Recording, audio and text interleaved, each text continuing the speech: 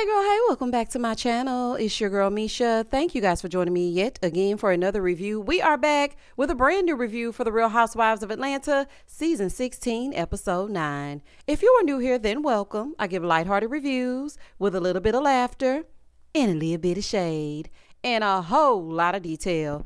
If you're back for a second or third time, then welcome back. Y'all, please don't hesitate to like, comment, and subscribe to the channel. Share with a friend. Hit that notification bell so that you will be updated each and every time I upload a video. Now, child, let's get into it if we gonna get into it. So when the episode first opens up, we see Shamia, Cynthia, and Kelly, they're meeting up. So Cynthia is telling us that the trip ended kind of weird and she went to bed. So she needs to get the 411. So Shamia and Kelly are like kind of filling her in on what went down. So then we also see a split screen of Angela telling Cynthia her side of the story. Now, both roads lead to Portia wanting to F Charles. Now, of course, P. Willie lying through her dang on teeth, telling Cynthia, I don't remember saying it. I really don't. Cynthia was like, oh, okay, girl, blame it on the Henny. She was like, no, I just really don't remember it. Okay, with the weaponized incompetence. You're getting on my nervous system. You really are. Back over with Shamia, Kelly, and Cynthia. Shamia was like, yeah, and so I reached out to Angela and I sent her a text and this is what she sent back. So Angela basically told her in no uncertain terms where to go and how to get there. She said that our morals and ethics don't align. So leave me alone because I don't want to be bothered. Honey, I know that's right. As she should. Shamia, I'm going to say this, honey. I'm speaking directly to you. It's like you came on so strong. And I thought, now maybe the second half, somebody can pass you the baton and you can make it to the finish line. But right now, honey, it's giving nothing. Okay, no, actually, you're giving fake. You're giving fake. Sitting there texting this woman after you sat there listening to Portia say that she wanted to sleep with that woman's husband. Okay, now everybody don't play about their man. Some people will get you all the way together. And Shamia, you up here reading this text message, making all these faces and acting like what she's saying is so wrong. Girl, that made me be even more on Angela's side. I don't care if she wrote you a thesis. I don't care if it's as big or as long as a Harry Potter book. The fact is, you sat there while Portia said something about her man. Now don't get me wrong. In real life, you sit next to your best friend, you're not going to check her. Like, girl, don't say that. You're not. But that just shows me what kind of person you really are. Because me personally, I'm going to be like, girl, why you talking about you going to sleep with her man? Oh, okay, you done lost all your mind. When you find your mind, you done lost your damn mind. I would not get down like that, but that's just me. But I know some people are going to be like, okay, so you trying to say you going to correct your friend. I know it's some people that do those types of things. So, okay, here we are. Cynthia then tells them that she's hosting a Bailey Q. And she normally does it on the 4th of July, but this year it's going to be on Juneteenth. In the next scene, Kelly is hosting yet another event.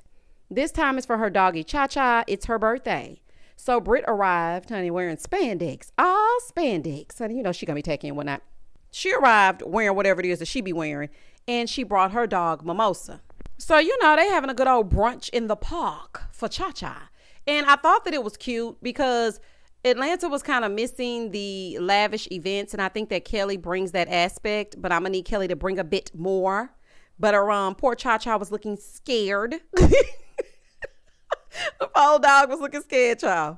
So Britt arrives with her dog. They go over to the side. They're talking. Britt is telling her that her mom is moving in with her, and her sister and her talked, and she's coming to help her pack. She said since the whole Kenya thing, all of her sisters are now coming around. They got her back.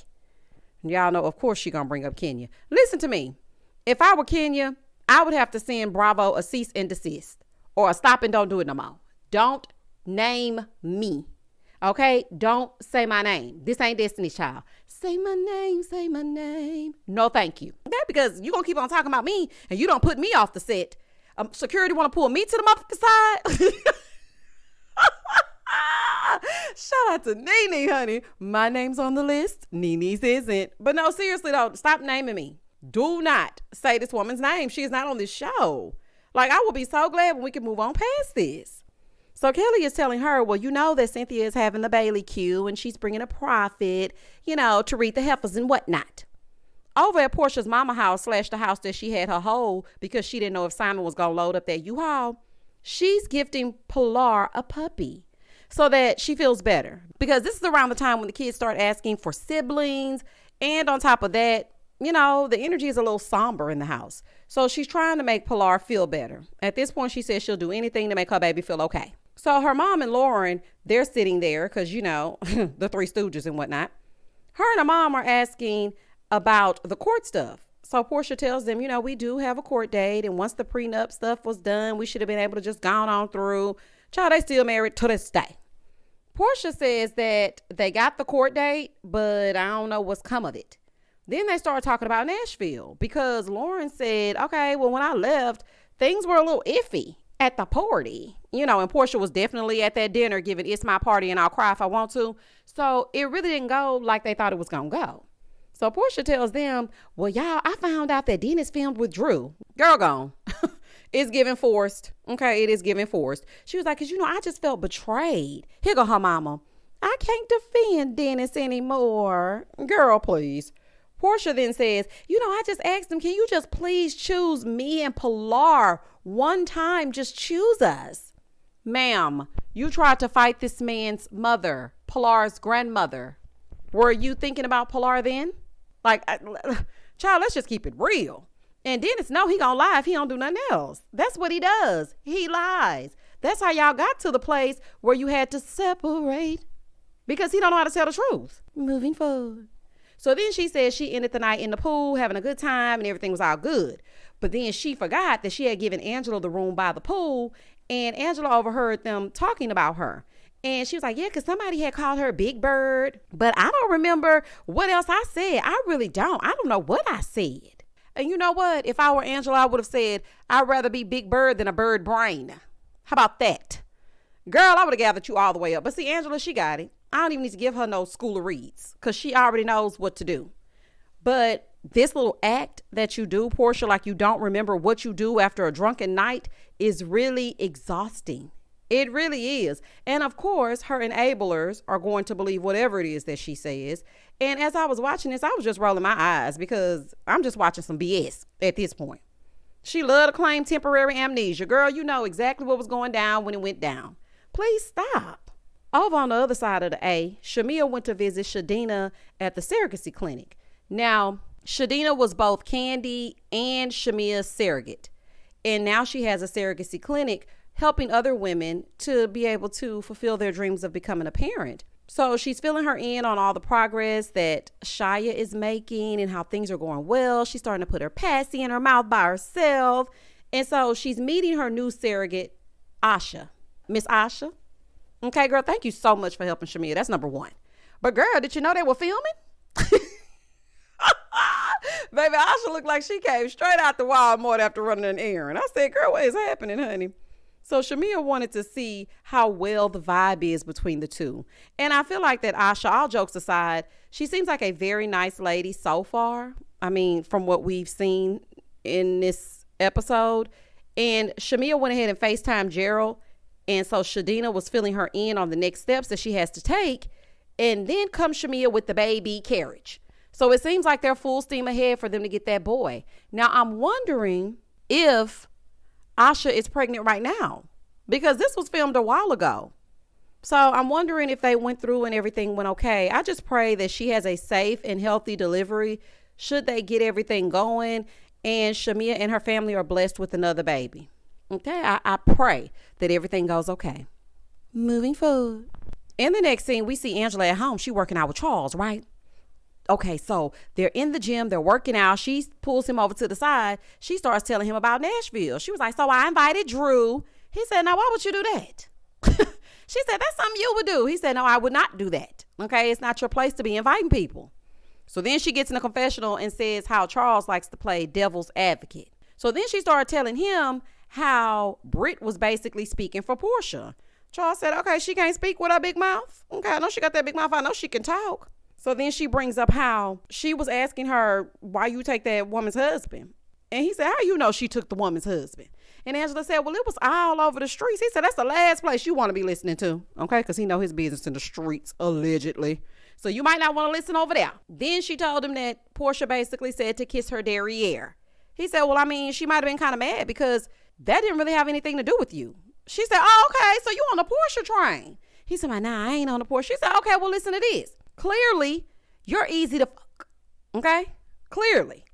And she said that you messing with a girl in New York. Here he go. You believe her? That is a telltale sign that he acting a fool, because the first thing out of your mouth should have been, I'm not messing with nobody anywhere but my wife. Not him, you believe her, trying to check her temperature. I ain't like that. And the streets are saying that he be over there talking to Sheba Sharite joggers. He be talking to joggers, and I don't know. That's allegedly. That is allegedly, honey. I don't know nothing about that. But I'm just saying that's what the people in the streets saying. That's them same streets Mama Joyce and them used to be listening to. So Charles goes, yeah, she don't know me, but she can get to know the west side of Chicago, which is where Angela is from. And me personally, ain't no way that I would have told Charles his lunch is ready with Portia, especially because she giving hot and ready. There is no way I would have told him that, because this is the thing. I know people, well, a woman can only do what a man allow him to do. I get it. Okay, I get it. Oh, baby, trust me. I done been through some things. But sometimes these men hear these things and then they feel like, oh, I still got it. And you know, they try to do a little something. Don't tell them men that. There was no reason that he needed to know that. Now, I know this is a show, so of course you're going to talk about it. But I wouldn't have told him nothing. And I could tell that Angela and Charles, they kind of know each other, and she can handle him. Like whatever he says, she gives it right back. But at the end of the day, they can say whatever they want to say about each other, but bet nobody else say nothing. It seems like one of those relationships. But what I didn't like is him not 100% having Angela's back. The devil don't need no advocate when I'm talking about the heifers. Okay? He don't need no help. Moving forward. In the next scene, Portia is back at her old house / her mama house / the house that she told her mama to hold just in case Simon got the U-Haul. And she's getting an au pair. Oh, sorry, y'all. Y'all know I ain't got no damn sense, honey. Meet me every Sunday night / Monday morning. I'm here all week. But anywho, she's getting an au pair, or an au pair, however you want to pronounce it, child. And she also wants Dennis to meet her. Now, I was a little bit confused because Pilar is, you know, she go to school and whatnot. She should at least be in kindergarten. So, well, sometimes the kindergartners go half a day. I don't know, honey. If you want to spend your money on an au pair, then spend it, honey. So she's going to live with Portia, and she's meeting her for the first time. And I was wondering if she's still living with Portia. And Dennis is there too, because she wants her to meet Dennis as well. So she's in the confessional talking about whatever it is that she's talking about. And up comes Dennis. Child, now we got a double confessional with Portia and Dennis. That's all she wanted. Over there skinning and grinning. So, what you doing here? Oh my God, girl, you knew he was coming. Dennis must have signed that baby up. You knew exactly what was going on. They done gave everybody a confessional this season but Kenya. I'm surprised Kelly's dog Cha-Cha didn't get one. Child, I'm surprised Cha-Cha slided over there and got one. So then the au pair arrives and they talk for a minute and she ushers her on out. So after she goes and gets her settled, Portia and Dennis go to the side and she's telling him that she found out that he filmed with Drew. Here he go. What?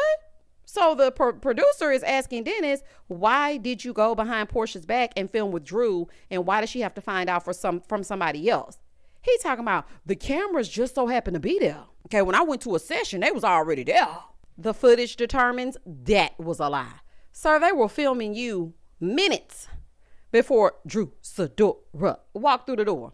So please stop playing with me. Okay. Now he's trying to figure out what she's talking about. You know exactly what she's talking about. And then she says, and apparently she tried to sleep with you because that's what you said. Now y'all know full and well that Drew is going through a divorce and Ralph will use anything against this woman. And then she's going to try to read some text message. That text that you read didn't even say nothing. It gave absolutely nothing. That is just low down. And then it's for you to be like, I'm not hitting it. Somebody hitting it, but it's not me.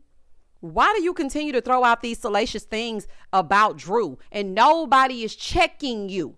Your little friends did it down in Nashville, talking about she was down on her knees summoning his mic. Then you gonna sit right here talking about, you said she tried to sleep with you, did you not? Oh, here's the text message. The fact that she threw that out there is crazy to me. And Dennis, you're a seat filler. Let's be very for real. Because if Simon was around, you and Drew wouldn't even have a beat going. Okay? As a matter of fact, you know what? I take that back. You and Drew could have done music, a movie. Hell, you could have built a house together. And guess what? Portia, she wouldn't give a damn because Simon would be there. You so happy to be sitting up skinning and grinning next to her? Child, she got y'all looking like fools. Now, Dennis claims that Drew is no longer signed to him.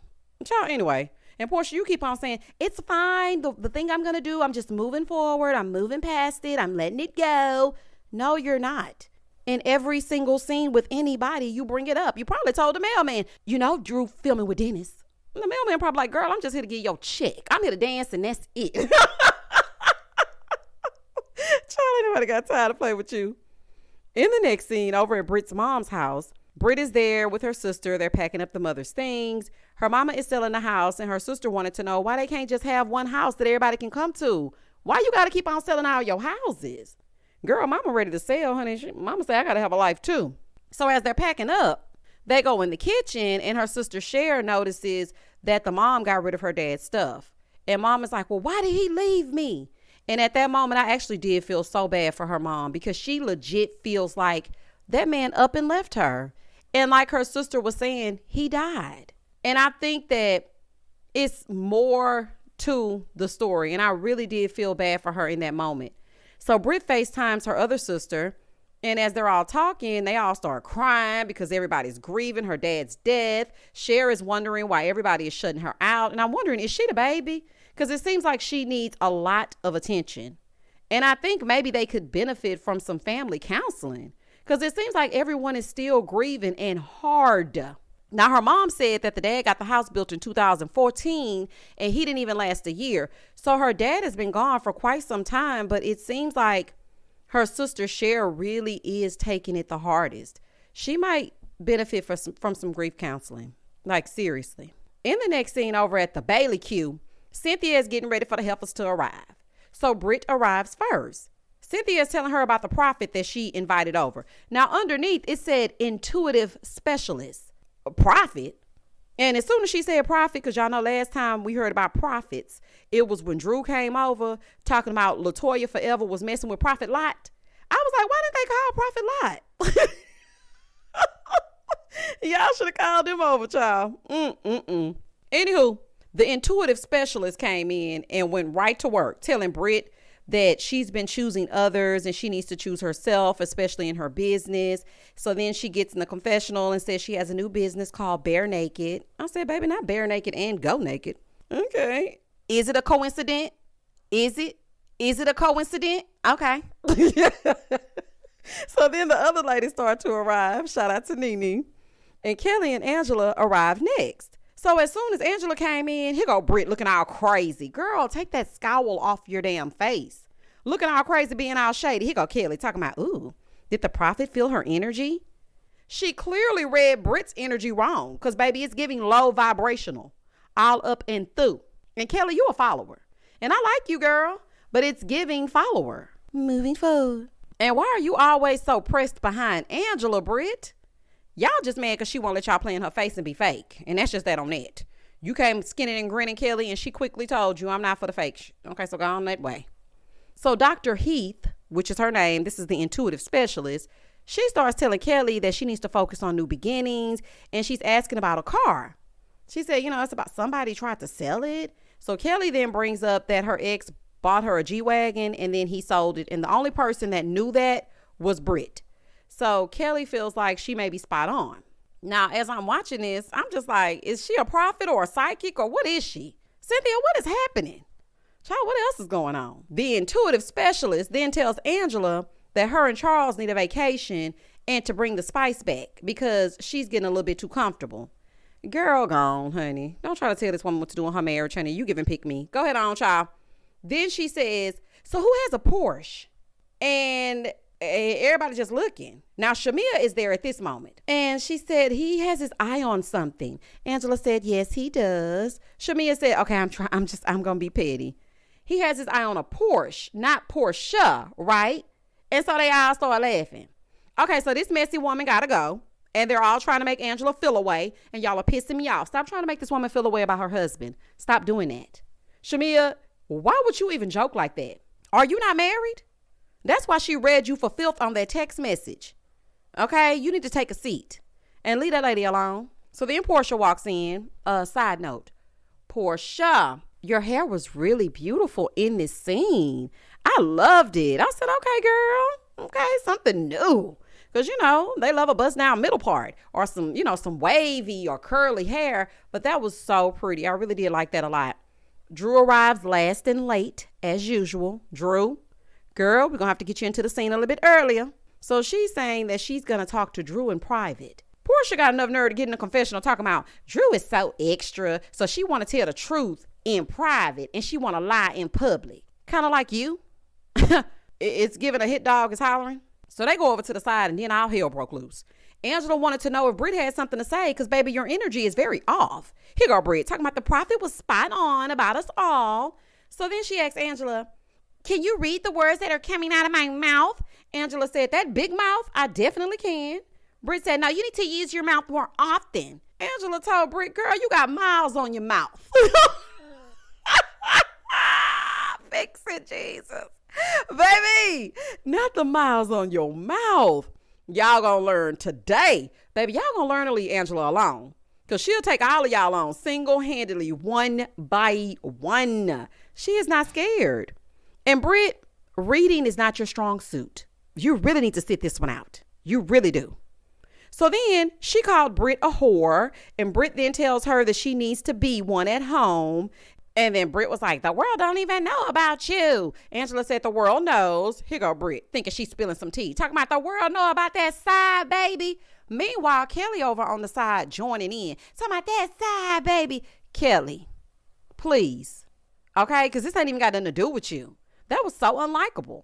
I didn't like that at all. Meanwhile, Drew is hiding with the prophet lady because she don't want to step into the lion's den.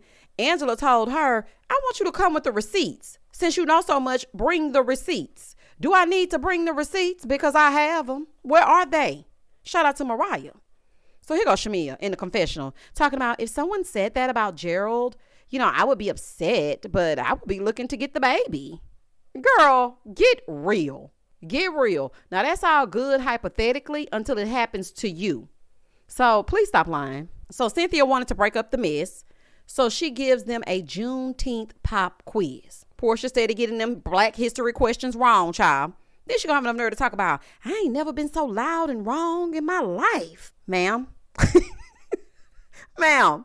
Girl, you skipped everything history class was given.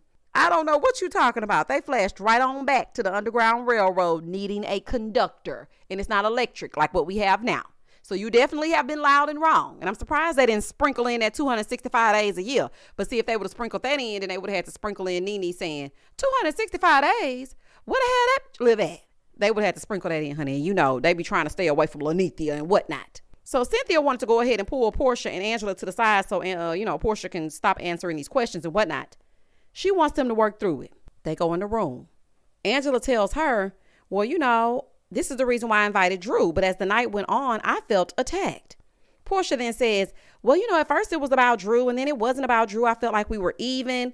Angela said, okay, well, what did you say about Charles? Here go Portia. Talking about what you walked up on was a complete after party. Girl, what are you talking about? What are you talking about? She gonna talk about, and somebody said something like about you or something. And then I said, why does Angela always bring her husband up to me? Actually, she doesn't. And if she does, it's probably because you mentioned him more than a little bit. I've heard you say his name on camera more than his own wife.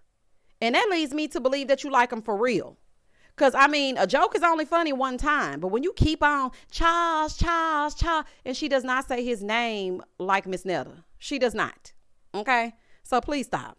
She said, well, you said you was going to F Charles. Here go Portia. Talking about, no. Yes, you did. Then she tells her, well, your ass was supposed to be asleep. Oh, okay, so you can plot in peace. She's wrong for hearing you. Okay, got it. Ugh, Portia is just giving yucky. Honey, I know that might be an unpopular opinion, honey, but it's giving yuck. Then she starts to insult Angela in the confessional, saying that she was kikiing and didn't know Dumbo was upstairs with her big ears listening. Stop calling that woman names. Stop it. You just mad because your Jezebel spirit popped out. You need to be wearing a scarlet letter. Okay, like what is going on with you? So Cynthia went in to check on him and make sure everything was going okay. Portia gonna have enough nerve to say, well, she didn't apologize to me. Apologize to you for what? So Angela was like, well, you said you was going to F my husband. Now, Angela, this is where you fell a little bit short. I mean, I guess you apologized for inviting Britt, but Portia said you said something about her husband. That's the reason why you had to apologize to her, and you fell for it. Girl, you shouldn't have apologized for nothing. That's it. That's all. So then after Angela apologized, Portia gonna talk about, ditto. Ditto? Oh, no, ma'am. No, ma'am. Listen, Angela, I know y'all got up and y'all hugged it out and whatnot, but baby, she is not to be trusted, and don't let her come to your house. And especially don't let her come to your house if Charles is cooking, because she damn sure love a meal, and she definitely will be in your bed by nighttime. Allegedly. Girl, you better have Portia down to that house. So after she leaves out, they pull in Shamia, because Shamia wants to know what she did to Angela to make her send that text message. Angela told her, as a married woman, you sat there listening to Portia say that she wanted to F my husband. Now, of course, Shamia can never hold her friend accountable. Talk about, I mean, y'all were into it that night, and I can't control whatever Portia said. I'm not here to talk about Portia. I'm here to talk about what I did. Girl, what you did is sit there and listen to her talking about having sex with a married man. This is why you are never beating the lapdog allegations. This is why.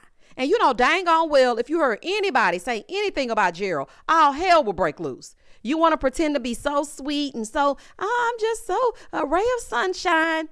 Talk about that man. And I bet it will be a different scenario. We saw a little bit of you peek out when you called Angela, whatever you called her, and talked about her 99 no's.